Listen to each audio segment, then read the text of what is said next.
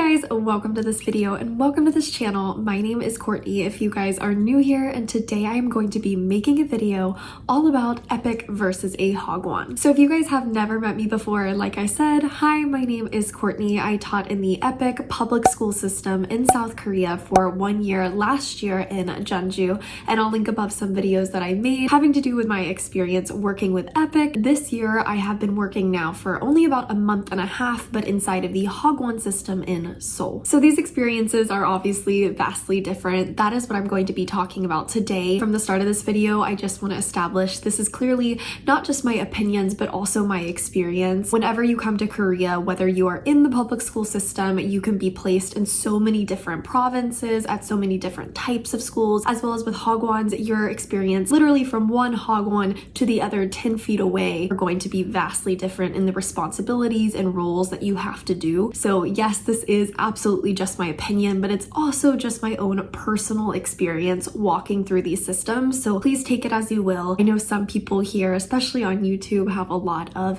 extremely positive experiences of their teaching time in Korea, and then some people have the absolute opposite. They have nightmare stories. I feel like mine kind of falls halfway in the middle of the road, where my EPIK experience I don't think was maybe the easiest because I had 5 schools to teach at and 4 of them I had to travel to. So I had that experience, but I had fantastic co-teachers and I met some incredible people. So overall it was very positive, but maybe not the most perfect experience. And then my Hagwon experience has honestly not been the most positive, which I would love to talk about in a different video in time, not a month and a half into my contract, but a little bit further down the road, so I can tell you guys more about that experience. But yet I am still here and I am still teaching, and there's a reason behind why that is. So I hope that I can give you kind of my own version of what a realistic experience teaching here in Korea is like, with both positives and negatives. So without further ado, let's go ahead and hop into the video. So first up, let's talk about school placement and location. This is going to be maybe the biggest factor a lot of people think about initially when they are applying to teach in South Korea. You know that if you go with EPIK, then you apply for EPIK itself and you can say what region you're interested in working with, and EPIK will confirm when they do accept you in your application what region you'll be in. As for what city within that region, if you're going to be living rural or not, depending on what region that is,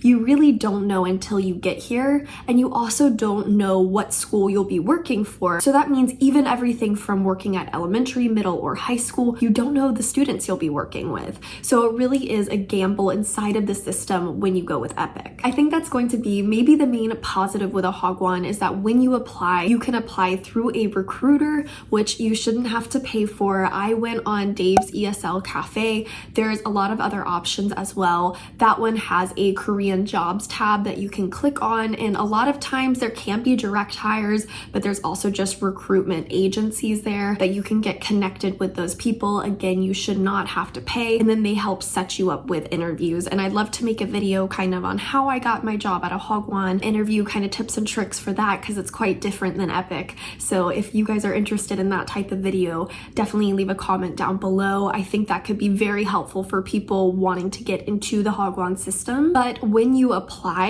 you know directly what school you are applying to work for. So you know the location and potentially the age range depending on what the Hagwon kind of reveals to you before coming. So for instance, I knew that I was going to be teaching kindergarten when I came here the second time, and then in the public school system I taught everything from 4th, 5th to 6th grade. So I would say that's probably a positive, more so for Hagwons than EPIK, but at the same time I got placed in Jeonju and I loved my experience working there. It was kind of luck of the draw, and yet I had a fantastic experience and got to feel like I experienced more of authentic Korea outside of Seoul city life. And again, that's maybe something I wouldn't have initially chosen, but when I think of Korea, that's the type of time I think of, and it's very special to me. I think you just kind of have to have the mindset and personality to be okay with risking it for the biscuit of wherever you are placed. The second difference between a Hagwon and EPIK is going to be the age range of your students. So you know when you are applying for for EPIK, as I said,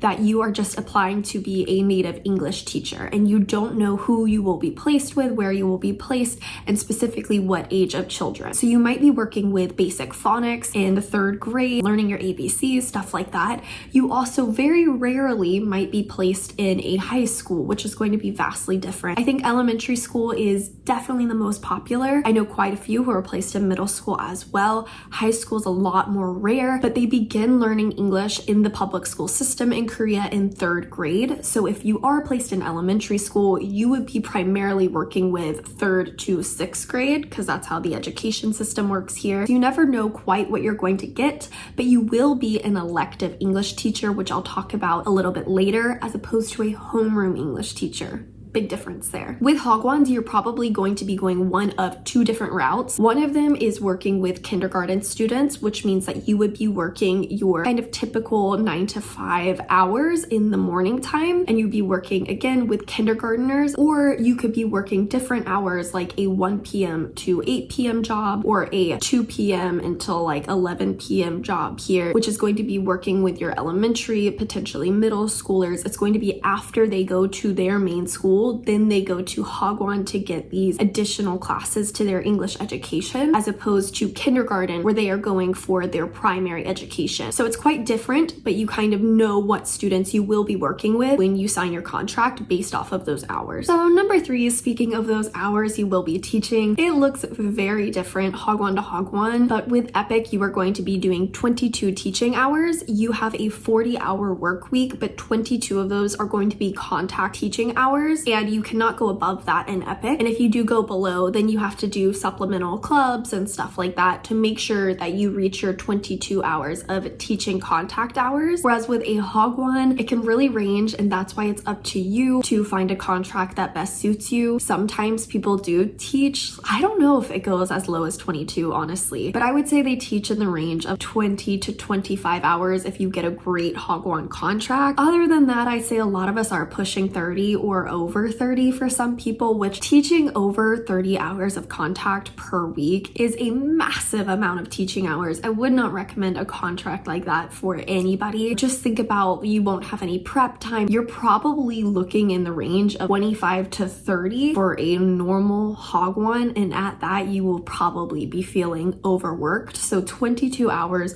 of contact teaching for EPIK I think is really fantastic. You get a lot of teaching in, but you're not overburdened by it. My Hagwon contract, I am definitely working a lot more hours than that, so that has been particularly hard working at a Hagwon, and a big difference. So that is something to note. And inside of your contract, when you are signing it, both for EPIK and Hagwon, it will say the number of hours. So that's really important to look at, especially if you've never been in education before. It makes a difference if you're having a 40-hour work week and 22 of those are teaching, or a 40-hour work week and 33 of those are teaching. Such a different experience. Next up is going to be responsibilities inside of the classroom. And this is kind of something I would have skipped if I was watching this video, but it's so important because this is your day-to-day, and it looks very different for EPIK versus a Hagwon. So with EPIK, you are going to be essentially elective teacher. You are teaching English as a subject. So in my experience teaching 4th, 5th, and 6th grade, sometimes you have your own English classroom, sometimes you go to a different homeroom teacher's classroom and you move class to class, but you are going to be teaching a lesson for that grade,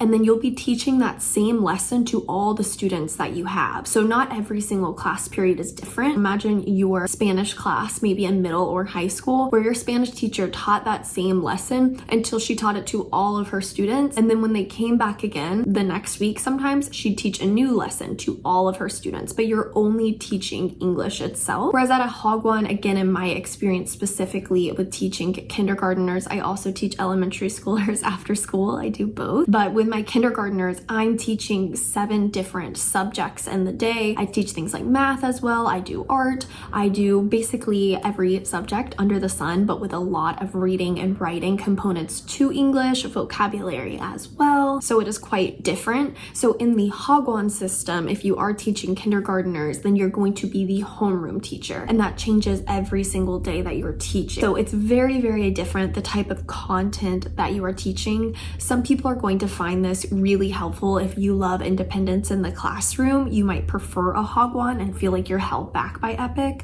but some people might prefer the repetition so they can get really good at explaining a specific concept to students, and you might enjoy EPIK more. I personally do like independence in the classroom, but I also felt like with EPIK I had still more freedom than I do in a hagwon, that my specific one has a set curriculum that I have to follow to a T, whereas in EPIK I felt like I had more freedom to help craft and create my lessons in a way that was helpful for my specific students. So I actually appreciated that more, and being someone who's more independent in the classroom, that was kind of interesting for me to figure out. Next, let's talk about pay. I know that this is going to be the most important for a lot of people. EPIK is a livable salary. I feel like that is a question that I have gotten a lot on previous EPIK videos I made. It is very livable in Korea. If you are placed in Seoul or Busan, I imagine that it's a little bit harder to get by on an EPIK salary, and maybe not hard as in you can't make it, but hard as in what are your intentions behind saving money and things like that. But it's definitely livable. Living in Jeonju, I was able to save. I was also able to travel around Korea and outside of Korea, and it was still a good lifestyle. Are you making the most amount of money possible? Absolutely not. But in the context of living in Korea, you will be okay. But in the hagwon system, you are making quite a bit more, or I should say you have the propensity to make more. I actually know people here who are making about the equivalent as EPIK, as first-year teachers or second-year teachers in a hagwon. And I personally, again, this is just me having taught here before, I would not sign a hagwon contract being paid the same amount of money that you would be paid with EPIK, just because your responsibilities are so much more. It really baffles me when people get paid the same amount or lower for a hagwon contract than with EPIK, and they're signed as homeroom teachers. It's just way too much. I think I would know the level of responsibility the job is asking you to do and then ask for adequate compensation for that. I'm going to throw out some numbers here. You can take this as you will. Some people will agree, some people won't. This is just kind of my vague thought process and idea here. I personally wouldn't sign for a hagwon that's a full-time position for anything less than 2.4, and I think that asking for 2.6 is going to start to get you in the range of being able to be compensated for the amount of work that you do, especially if you have an education degree or you've taught in Korea many years. It should definitely be well above 2.4. And something that people don't really mention with EPIK is that as you recontract and as you choose to stay in the same region, as you resign every year, you do get more and more money. So if you're deciding to come for a couple of years with EPIK and that is kind of your long-term plan, you can definitely reach hagwon salary recontracting in the same area with EPIK. So it's just something to think about, that hagwons will pay more money. You do have an option to negotiate for that salary, but there is going to be a cost to earning more money. Moving on, let's talk about flight reimbursement. So with EPIK, they pay for your flight going there, and then they pay you like an end of term contract amount as well that you can use to then fly back. Now, because I was flying from the US, I had probably one of the most expensive plane tickets. I think it's a little bit cheaper coming from the UK. I'm not sure about South Africa actually. So sometimes the whole entire plane ticket isn't covered. It's up to a certain amount, but they do cover a majority of it depending on where you are flying from. And once again, once you finish up your contract, they don't necessarily provide your flight home, but they do give you that kind of bonus for finishing, and you can then use that towards flying home, which should be able to cover about the equivalent of your flight home, again, depending on where you are living. Whereas hagwons, I think, have changed a lot over the years, where maybe they used to do that, but when I was looking at hagwons this last year and signing for my hagwon, some of them did not pay for your flight over, which I wouldn't recommend. It's quite an expensive ticket. I think that as kind of more years go by, you'll probably see that fading away in the hagwon system because lots of people want to teach here, so the demand is high. But I would recommend definitely looking for not only flight reimbursement coming over, but making sure that they don't try and compensate you for that at the end of your 12-month contract, because that is you putting up front that cost to fly over and not getting reimbursed 1st till the very end, and then you have to buy a plane ticket going back if you don't decide to stay. That's just a lot of kind of money that's gone for such an extended period of time that I would really look into making sure you get your flight reimbursement coming here, trying to negotiate that it's within the first month or 2 months or something like that. And I think that will take you kind of a long ways, but they're not going to pay for your flight going back. So in that way, EPIK is much better in terms of coming here, going back. Hagwon might reimburse you for coming here. Next up, let's talk about vacation days. So with EPIK, I believe you have like 22 to 25 vacation days. I'll put the exact number on the screen, but I did make a video that I'll link above that are things that EPIK doesn't necessarily tell you. And one of those things is you have to take your vacation days pretty much during the break time that's allotted to the students. So you're kind of stuck in taking it at the end of July and August, or in January and February. You don't have freedom to just take your vacation days whenever, but you still do kind of have that period. And I do think that's a generous amount of time off as long as you can get it within those specific periods. Whereas with Hagwons, every single Hagwon is going to be different in what is in their contract. I think that my vacation days are maybe 11, but my school is going to have like a 1-week summer and a 1-week winter vacation. And so I have to take 10 of them there. And so I think I get a single day to be able to take at any other point during the year. So it's not really ideal in terms of vacation days at all. And some Hagwons might have even less vacation days. Some might have more. So vacation days wise, it's not where it's at with the Hagwon. If you're trying to go travel, you're probably not going to have a lot of time to do it, but you will have some time to do it. Going along with that is sick days. With EPIK, I do believe that you have a few sick days that you can use, and then you can end up using those vacation days, I think, if your sick days run out. Whereas in my contract, very clearly, I have 0 sick days. So not ideal for any job to have 0 sick days. Hagwons, though, tend to be a lot more strict on it. Sometimes you can get a couple of sick days, maybe like 2 in there. Once again, every contract is going to look different. You want to make sure that you sign a good one. For me, though, I could tell you I have 0 sick days. So you definitely get a lot more bang for your buck with EPIK. Next, I will be talking about management. I think that once again, this isn't something talked about often, but is extremely important. So something I struggled a lot with EPIK was the language barrier in my first year, especially living in an area so far outside of Seoul and just a bit harder to communicate with even the Office of Education and sometimes people in charge, and sometimes not as well, but there was a little bit more of a language barrier. So when you were dealing with any form of management, if it was directly inside of the school itself, I had a lot of trouble really communicating with people outside of my direct co-teachers. Even though everybody was very kind, the language barrier was very prevalent, which is normal for teaching in Korea, but that was a little bit of a struggle. Whereas with Hagwons, you will probably have management who you're able to speak with in English really well, once again, depending on the Hagwon, and you'll have more support because you're teaching with other English teachers, as opposed to with EPIK, you're probably going to be the only English teacher in your school. But with Hagwons, you will have other native English speakers. So if you have questions about immigration or things like that, it can be a little bit more helpful in that regard. But in terms of management, when you work with EPIK, it is through the government. So they're a little bit more by the book, even if it's not the most ideal. Whereas Hagwons, you really have to be careful that your management can either be great or it can be truly terrible and really bad.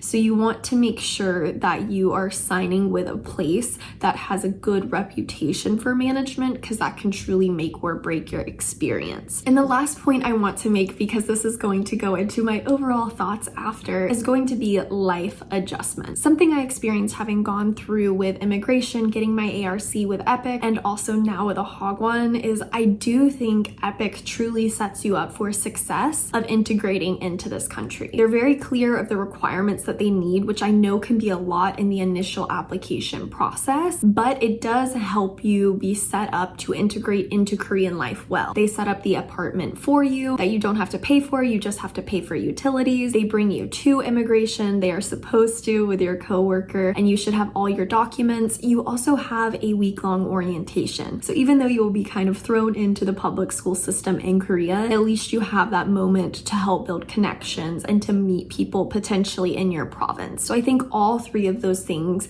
kind of help set you up up for success in tax season as well. They won't give a lot of direction, but at least it is something. And I think with a hagwon, it can again vastly range. Having the background I did with EPIK really helped me integrating in with my hagwon. And if I didn't have that, it was just not as clear, not as helpful of what was happening. A lot of moving parts that they don't always try to educate you on what is supposed to be occurring. And you're just like handing out documents left and right. You have to get health checks, but you don't know what that means. You don't know where to go. There's a lot more confusion in the process, or potential to be confused in the process. Whereas EPIK is a little bit more like clear cut, A, B, C, D, this is how it works, this is how it happens. And I truly think that helps you have the most smooth process you can integrating into Korea, which kind of leads me into my overall thoughts of if I think EPIK or hagwon is better. This is going to be so dependent on each person and their personality. I know some people who have absolutely thrived in EPIK, love it. Some people have taught 10 plus years with EPIK. And then I know people in the hagwon system now as well who really enjoy it, really love it, wouldn't want to do anything else. So it really depends on the right placement with both of these, meeting the right people, and also just having the right personality to suit each of these very different roles. If I had to break it down though by who I think would maybe like EPIK more or hagwons more, I would kind of break it into these two categories. These are just my thoughts after living here. I think that if you are interested in moving to Korea long term, and maybe not even long term, but 3 or 5 years, EPIK is going to help set you up for success once again with all of those different elements of getting your ARC, making sure your taxes are done, help set the good foundation that you can build off of. And from there, you can either continue to recontract with EPIK, or you can actually look for different hagwon opportunities, but now you have connection in Korea and you can actually talk to people who are working at that hagwon or around it and hear about the reputation of it. I think EPIK is a really good launching pad for all of those other things. So I personally would recommend EPIK more. But if you have the life situation and personality where money is the absolute most important and you're willing to sacrifice lifestyle, then the hagwon route could definitely be for you. You would make more money. You also would know exactly where you are living. And I think it helps set you up really well for a short-term experience. Once again, maybe that is a year long, maybe that's 2 years long, but it's not going to build as strong of a foundation. But once you get here, if you don't like your hagwon, again, you can look around, and for recontracting the next year, you can kind of see what a better option is. So I think with EPIK, you can have a good lifestyle, but you sacrifice some money, whereas hagwons, you'd make more money, but you definitely have a high likelihood of sacrificing that lifestyle. I know some people have student loans to pay off and things like that, so money really is going to be a top priority. I know some people, might check that box and be like, oh, more money, then I'll definitely do this. But your lifestyle, amount of stress, amount of work you have to do is, at least in my case, exponentially higher than with EPIK. So it feels like a different job. So I'd really contemplate and consider those two things. And I think that will help you make a decision on whether EPIK or a hagwon is best for you. So I hope that you guys enjoyed this video. I hope that it was helpful for you. Again, this is just my own personal experience, but I appreciate you guys wanting to go alongside me as I live here in Korea. All of your nice comments really mean the world to me, and I really appreciate it a lot. And yeah, if you guys are interested in more hagwon related videos and my experience with that, make sure to leave a comment of what that would be, what type of questions you have. I'd love to get to that at another time, but thank you guys so much for watching. I hope you have the absolute best day of your life, and I'll see you in the next video. Bye!